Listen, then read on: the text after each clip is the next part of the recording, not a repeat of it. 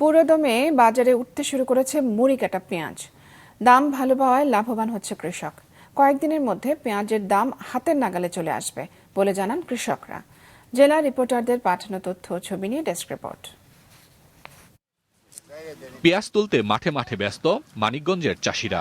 বছরের এ সময় এসে মুড়ি কাটা পেঁয়াজ উঠাতে ধুম পড়ে যায় কৃষক কৃষানীদের মাঝে। চাষিরা জানান পুরোদমে উঠছে পেঁয়াজ। আগামী কয়েকদিনের মধ্যে দাম সাধারণ মানুষের ক্রয় ক্ষমতার মধ্যে চলে আসবে। এক বিঘাতে মনে করেন যে মোটামুটি ধরেন যে আপনার গড়ে 70,000 হয়।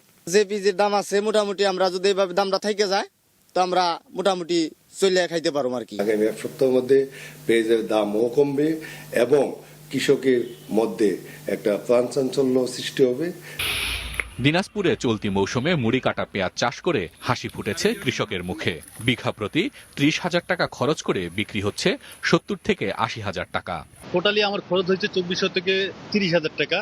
আমি অলরেডি 1200 থেকে 30,000 টাকার বিক্রি করে পেয়ে গেছি, আরো 1200 বাকি আছে। 30,000 বিক্রি করছি, আর যেটা আছে বাদ বাকি এখন এখানে আরো 40,000 মতন বিক্রি হবে। পেঁয়াজ উৎপাদনের অন্যতম শীর্ষ জেলা ফরিদপুর। আগামী কয়েক মাস টানা উঠবে মুড়ি কাটা পেঁয়াজ। বাজারে দ্রুত কমে আসবে দাম। এ সময় পেঁয়াজ আমদানি না করার দাবি কৃষকদের। সরকার যদি আমাদের উপরে সুদৃষ্টি দেয় তাহলে আমার মনে হয় বাইরে থেকে পেঁয়াজ আমদানি করবে না। ভালো আছে হান্তামাত, বাইরে থেকে আমদানি করে তো আমাদের কৃষক দেশে একবারে মার্ডার হয়ে যাবে। জেলা কৃষি বিভাগের হিসেবে জেলায় 48,000 হেক্টর জমিতে পেঁয়াজ আবাদ হয়। এর মধ্যে মুড়ি কাটা পেঁয়াজ চাষ হয়েছে 5,250 হেক্টর জমিতে। এবং এই মুড়ি কাটা পেঁয়াজ দিয়ে আগামী জানুয়ারি এবং ফেব্রুয়ারি মাস যে পেঁয়াজের যে চাহিদা, সেই পেঁয়াজের চাহিদা মোকাবেলা করতে সক্ষম হবে।